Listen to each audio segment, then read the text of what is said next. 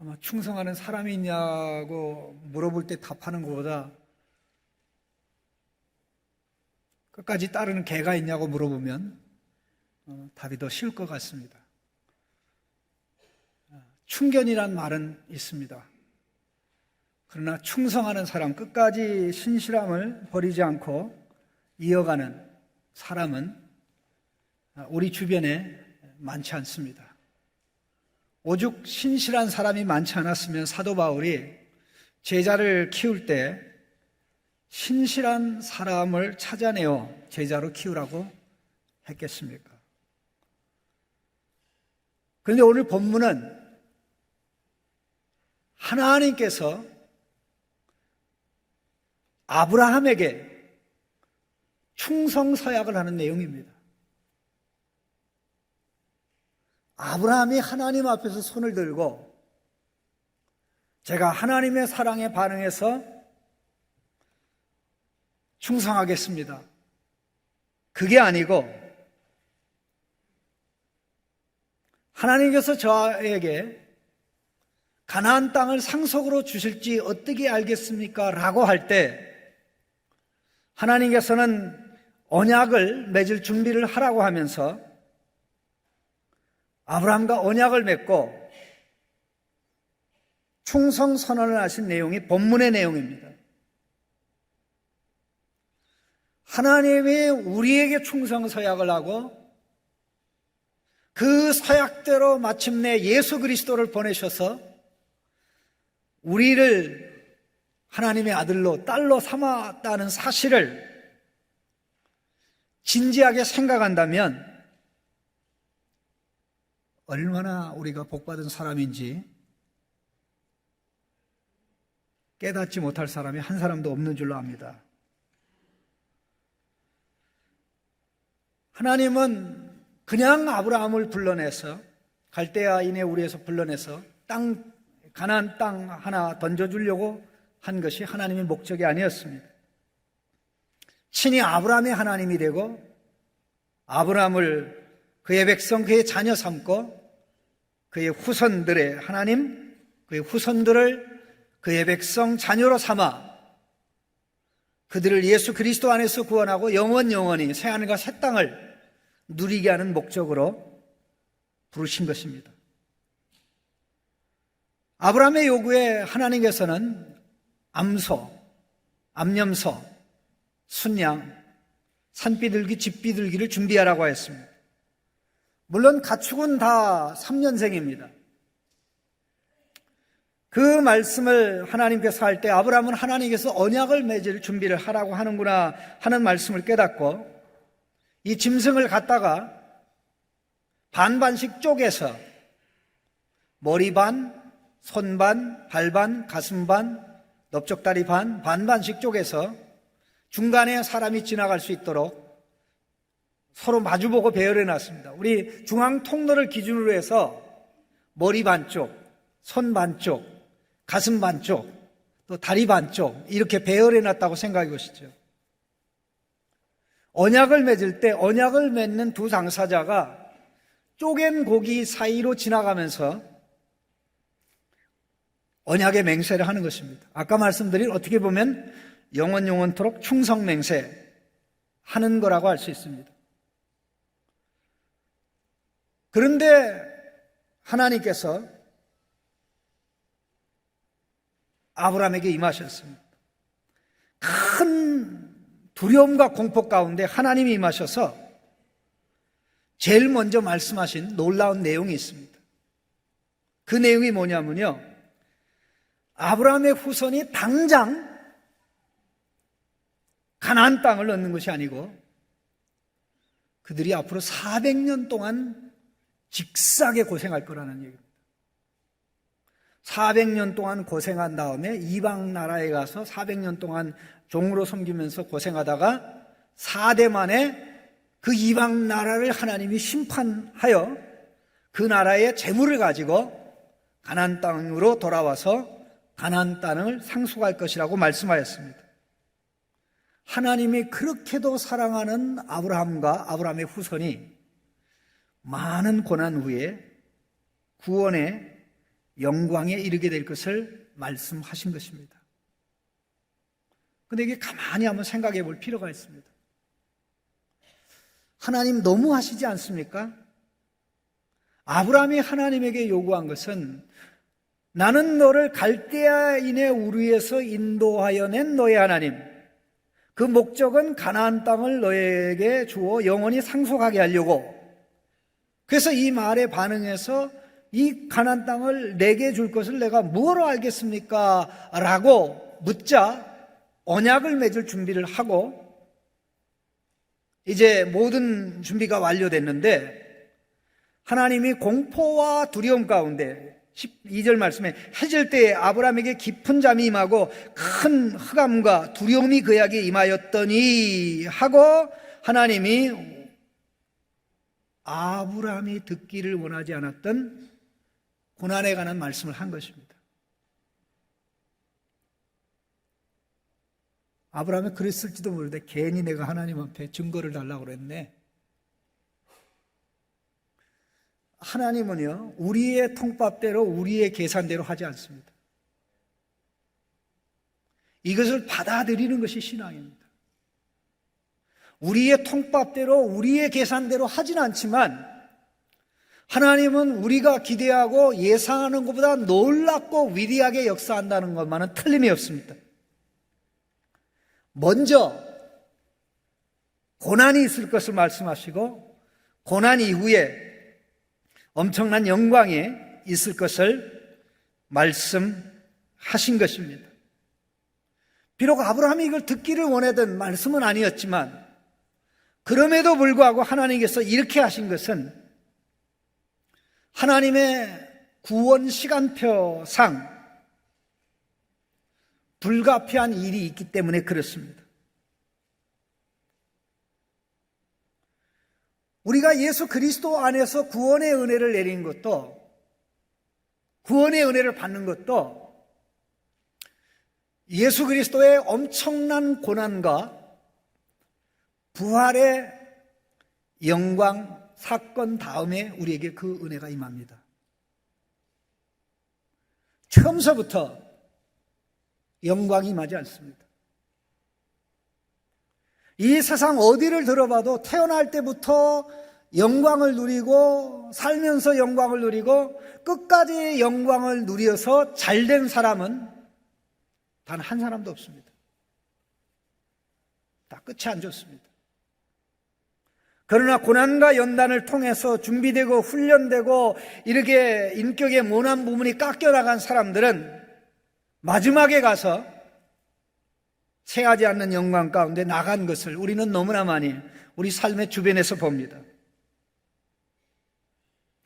솔로몬은 고난 없이 영광의 자리에 올라갔다면 다윗은 엄청난 고난 이후에 영광의 자리에 올라갔습니다. 고난 없이 영광의 자리에 올라갔던 솔로몬은 추락한 사람이 되었습니다. 그러나 엄청난 고난 이후에 영광의 자리에 올라간 다윗은 영원히 영광의 자리에 있습니다. 예수님은 솔로몬의 자손이 아니라 여전히 다윗의 자손입니다. 솔로몬이 왕의 모델이 아니라 예수님이 왕의 모델입니다. 이것은 불변하는 원칙입니다. 야곱이 엄청난 고난 이후에 애굽에서 큰 영광을 받죠. 죽을 때에 정말 왕의 장래와 같은 그 어마어마한 영광이 그에게 있었습니다. 하나님 백성의 가는 길이 그 길이라는 것입니다. 당장 가나안 땅을 주시는 것이 아니고 아브라함은 가나안 땅에 살면서 고난과 연단을 받고 그것도 부족해서 그에게 후손이 나와서 하늘의 별과 같이 땅에 티끌같이 많아지는 영광이 당장 있는 것이 아니라 그들마저도 다른 나라에 가서 객이 되어 종으로 섬기는 역사 이후에 큰 은혜가 있을 것을 말씀한 것입니다. 나에게 언제 줄 것입니까? 라고 물어봤을 때 7절에 8절에 그가 이르되 주 여호와여 내가 이 땅을 소유로 받을 것을 무엇으로 알리리까? 하나님께서는 400년 후에 받을 것인데 내 후손이 받을 것이다. 그런데 너는 받지 못한다. 15절에 너는 장수하다가 평안히 조상에게로 돌아가 장사될 것이요. 이거 아브라함이 기대한 거 아닙니다. 두 번째 우리가 기억을 해야 될 것은 하나님께서는 아브라함과 아브라함의 후손을 구원하시겠다는 언약의 하나님은 동시에 공의의 하나님이십니다. 공의의 하나님이십니다. 아브라함은 원래부터 자기가 당장 가나안 땅을 받기 원했겠지만 하나님께서는 단 한 번도 아브라함에게 네가 살아있는 동안 당장에 가나안 땅을 주겠다.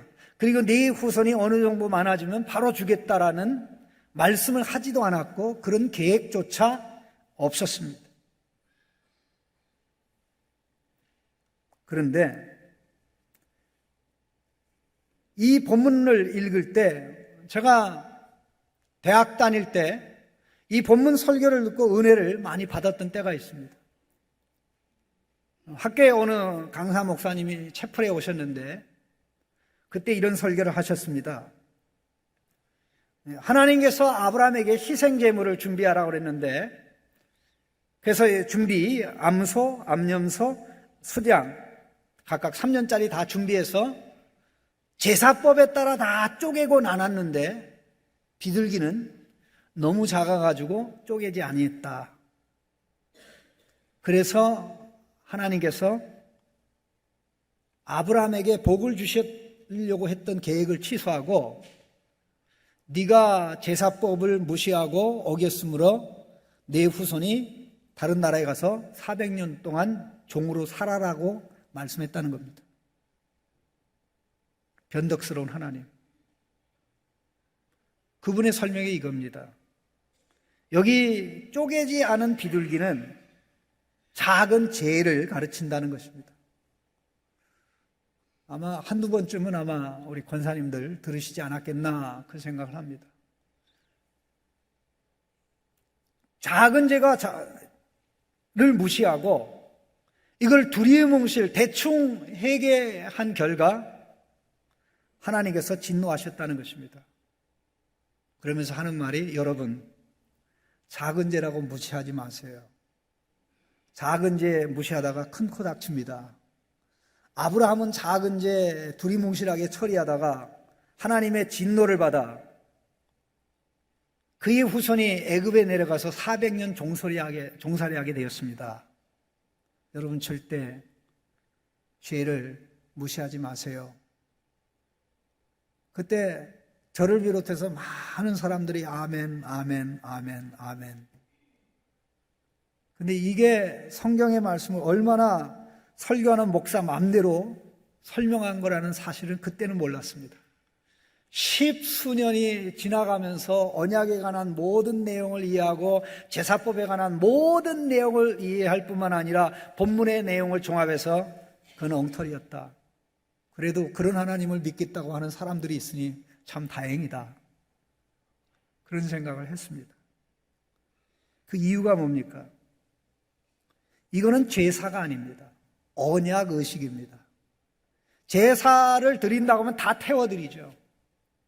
내장이고 뭐고 기름 드는 부분 다 제거해가지고 불에 태울 거 태우고, 예? 제사장에게 그렇게 하지요. 이거는 제사가 아니고 언약의식입니다. 그리고 하나님께서 왜 아브라함의 후손이 다른 나라에 가서 종살이 하는지 설명을 하셨습니다. 그 설명이 16절에 나옵니다. 같이 한번 읽어보겠습니다. 16절에 내 자손은 4대 만에 이 땅으로 돌아오리니 이는 아모리 족속의 제약이 아직 차지 아니함이라. 내 자손은 4대 만에 이 땅으로 돌아오리니 이는 내가 비둘기를 쪼개지 아니함이니라. 이렇게 말씀하지 않았습니다. 제가 인도 갈 때마다 그 목사님들에게 하는 말이 있습니다. 눈 뜨고 성경 읽으세요. 눈 뜨고 성경 읽으세요. 여러분이 성경 딱 읽고 그 말씀에서 느낌이 딱 오면 이게 하나님의 뜻이 아닙니다. 하나님의 말씀이 아닙니다. 사탄은 언제든지 우리가 하나님의 말씀을 자기 멋대로 해석하고 받아들이도록 역사합니다. 사탄이 예수님까지도 말씀을 가지고 미혹하려고 했다면 우리는 얼마나 더 미혹하고 유혹할지 상상이 갑니다. 하나님은 아브라함과 그의 후손에게 가나안 땅을 상속시켜 주겠다고 했지만 그 땅을 당장 가나안 땅에 살고 있는 아모리 족속, 그 위에도 9절, 8절, 9절, 10절, 특별히 19절, 21절에 10개 종족이 나옵니다. 그들에게서 당장 빼앗아 줄 수가 없었습니다. 왜? 만일 당장 빼앗아 주면 불법이 됩니다. 우리가 아무리 우리 자식을 사랑해도 내 자식이 옆에 있는 애가 가지고 있는 좋은 장난감이 있다고 아빠가 너 사랑해 그러니까 내가 당장 줄게 그걸 빼앗아 가지고 애한테 줍니까? 아무리 상식이 없어도 그런 불법하지 않습니다. 우리 하나님은 우리를 구원하고자 불법을 행하고 우리에게 은혜를 베풀고자 불의를 행하고 우리에게 좋은 것을 베풀어 주고자가 편벽되게 사람들에게 불리하게 하고 어렵게 하고 한쪽으로 기울어져서 어차피 너희들은 멸망할 사람이니까 내가 마음대로 해도 돼. 그러나 어차피 너희들은 내가 구원할 자니까 모든 거 다 봐줄게. 우리 하나님 그런 하나님 아닙니다. 공의의 하나님입니다. 우리가 나중에 이미 앞부분에서 봤습니다마는 소돔 고모라가 하나님 앞에 큰 죄인이었다고 그랬습니다. 그런데 아직도 하나님은 소돔 고모라를 심판하지 않았어요. 그들을 기다리신 겁니다. 기회를 주시는 겁니다. 회개의 기회를 주시는 겁니다. 돌이킬 기회를 주시는 겁니다. 충분한 기회를 주시지요. 나중에 19장에 보면 소돔 고모라의 멸망이 나오는데 세 천사가 그중에 하나님은 한 분인데 두 천사가 소돔 고모라에 가서 사실 확인을 하잖아요. 확인할 필요도 없지 뭐 하나님이 잘못할 수는 없으니까요. 그런데 정확하게 확인해서 마침내 천사의 보고에 따라 소돔 고모라를 방문한 두 천사가 우리가 하늘에서 확인한 그대로입니다. 심판 내리십시오. 그대로 심판이 내려지잖아요. 우리 하나님 공의의 하나님입니다. 신명기 32장 4절 말씀해 보면 그는 반석이시니 그가 하신 일이 완전하고 그의 모든 길이 정의롭고 진실하고 거짓이 없으신 하나님이시니 공의로우시고 바르시도다 그랬습니다. 하나님은 공의로우시기 때문에 지금 가나안 땅의 주인으로 살고 있는 자들에게 아모리 족속으로 태연된 가나안 땅의 거주민들에게 충분한 기회를 주시고자 했던 것입니다. 물론 그 충분한 기회는 하나님의 백성 아브라함의 후손들이 또 많이 성장할 수 있는 숫자가 많아질 수 있는 기간이기도 합니다.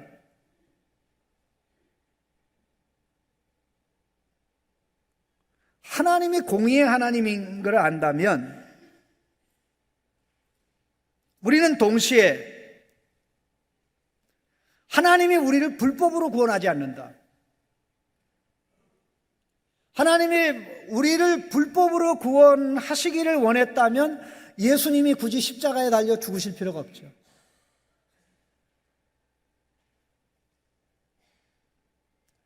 더 나아가서 하나님은 우리를 구원하시니까 우리가 계속해서 죄인으로 불법을 행하는 자로 살기를 원하지도 않죠. 왜? 공의롭고 의로우시고 거룩하신 하나님이니까.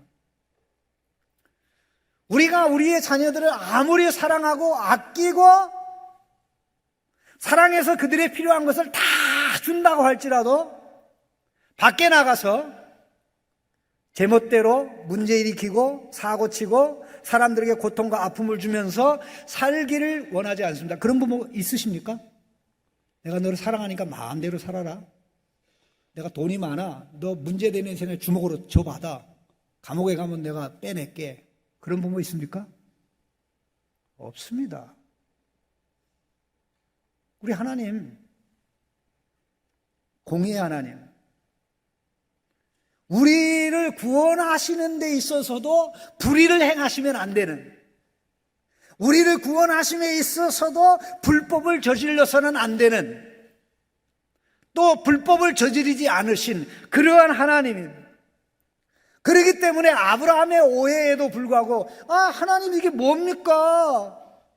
저한테 가나안 땅을 준다는 증거가 뭡니까? 그래서 제가 언약을 맺을 준비하라서 이렇게 준비를 했더니 하나님 이게 뭡니까? 400년 후에 가나안 땅을 얻는다고요?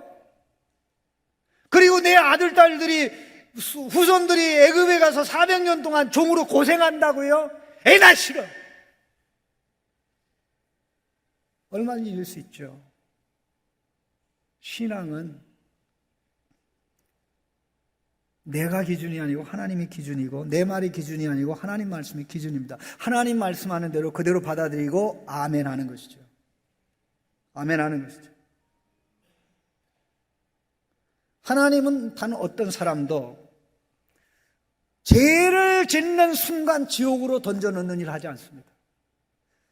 기다리고 기회를 주고 기회를 주고 기회를 주고 기회를 주고 기회를 주십니다. 오히려 하나님의 인자하심이 너무 큰 게 문제입니다.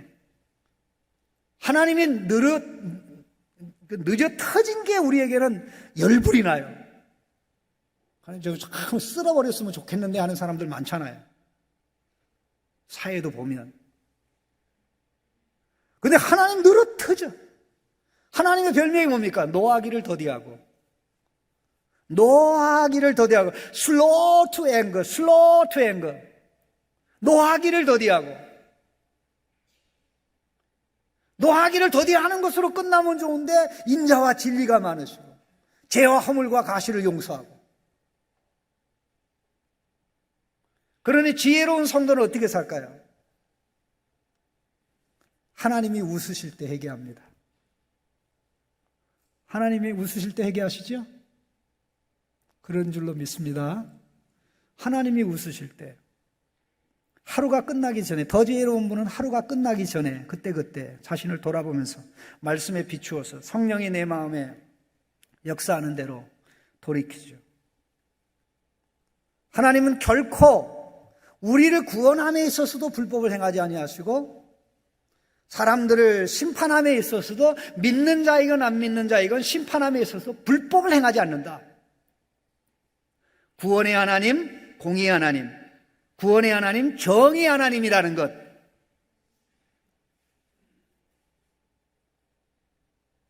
가슴에 담고 사시기를 주님의 이름으로 축원합니다. 아브라함에게 충격적인 사건이 일어났습니다. 그 충격적인 사건은 그가 언약의식에 참여하지 못했는데 하나님만 언약의식에 참여해서 쪼갠 고기 사이로 타른 횃불의 모양으로 쪼갠 고기 사이를 지나가셨다는 것입니다. 17절 말씀에 해가 져서 어두울 때에 연기나는 화로가 보이며 타는 횃불이 쪼갠 고기 사이로 지나더라. 다시 한번 보시죠. 17절입니다. 해가 져서 어두울 때에 연기나는 화로가 보이며 타는 횃불이 쪼갠 고기 사이로 지나가더라. 이건 완전히 환상입니다. 이 풀무, 연기가 나는 풀무불이죠. 화로. 이동식 난로입니다. 이동식 난로가 갑자기 나타나더니 그 난로에서 꺼낸 횃불이죠. 그 이동식 화로에서 꺼낸 횃불이 이게 발이 달린 것도 아닌데 쪼갠 고기 사이로 이렇게 지나간 거예요. 원래 언약을 맺을 때는요, 언약을 맺는 하나님과 아브라함이 지나가는 겁니다. 이와 관련된 기록이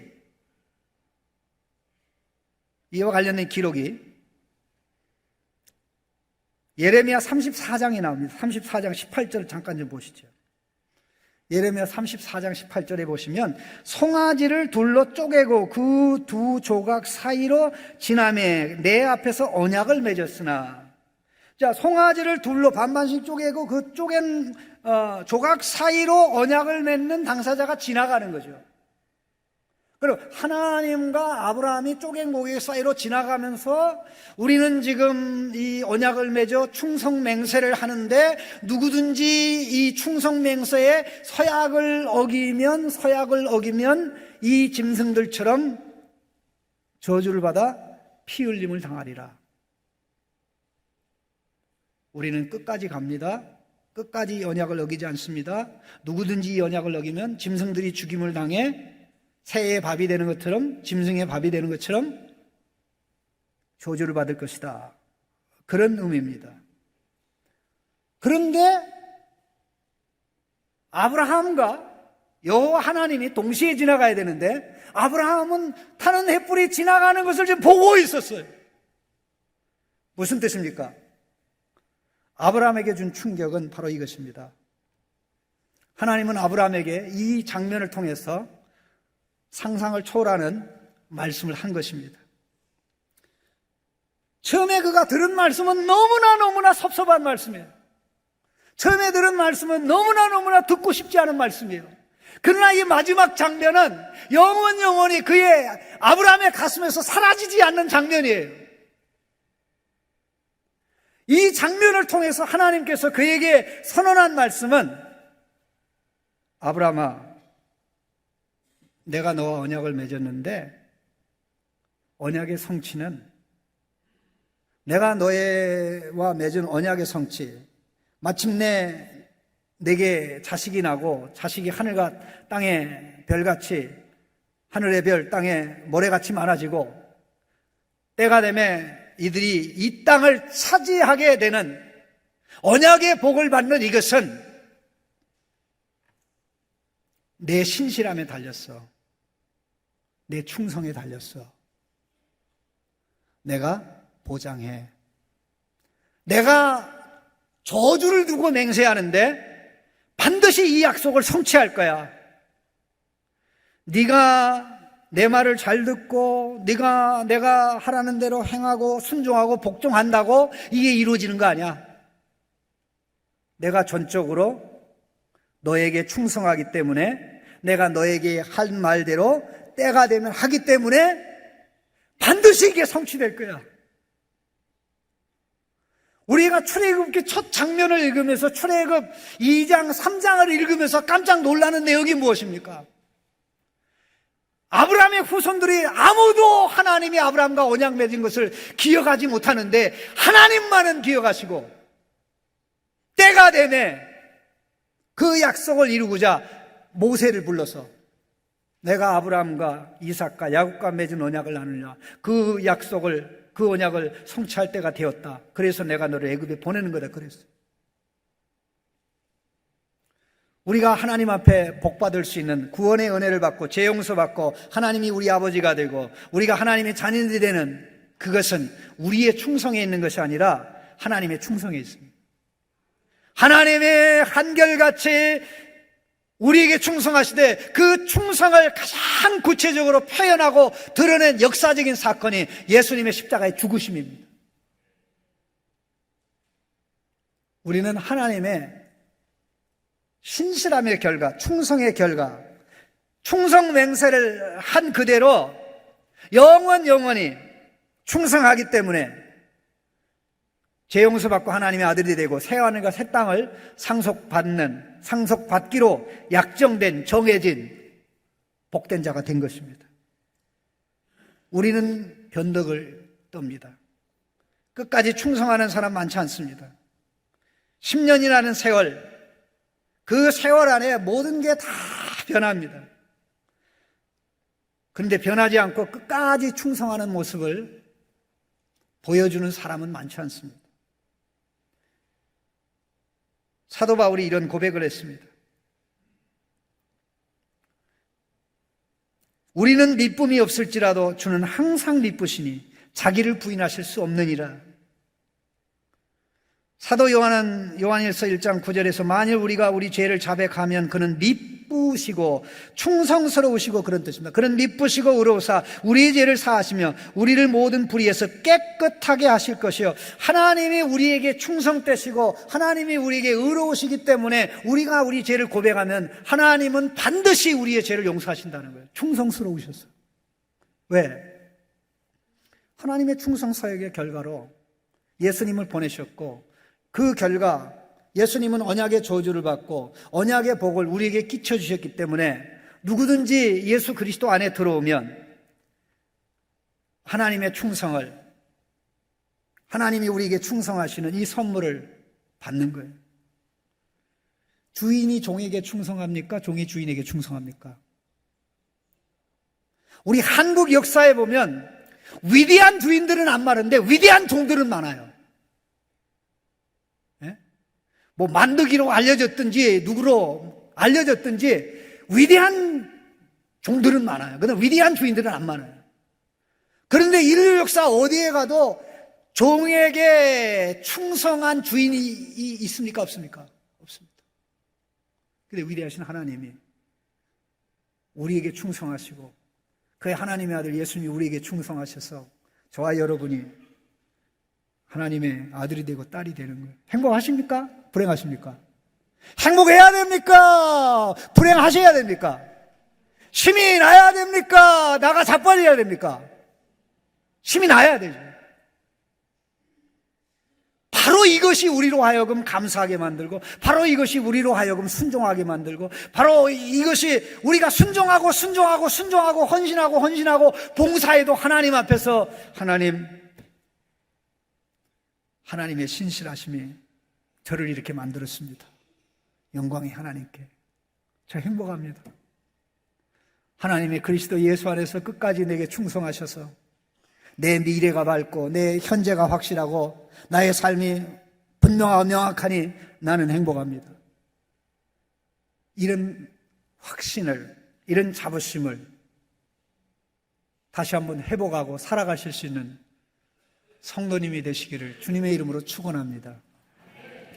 하나님 감사합니다. 우리는 변덕을 떱니다. 잘할 때보다 못할 때가 더 많습니다. 그러나 우리 하나님 한 번도 변덕 떨지 아니하시고 아브라함과 언약을 맺으며 언약을 비준하며 타는 횃불의 모양으로 나타나 영원한 충성 맹세를 하신 그대로 예수님을 보내어 우리의 죄 문제 해결하고 우리를 아들로 딸로 삼아주신 그 큰 은혜를 인하여 감사합니다. 이에 감격하여 하나님의 충성된 아들로 딸로 살아가는 하나님의 신실하심만이 나의 미래를 영원히 나의 현재를 영원히 복되게 하고 이끌어 가심을 다시 한번 확인하고 힘을 얻게 하여 주시옵소서. 예수님의 이름으로 기도하옵나이다.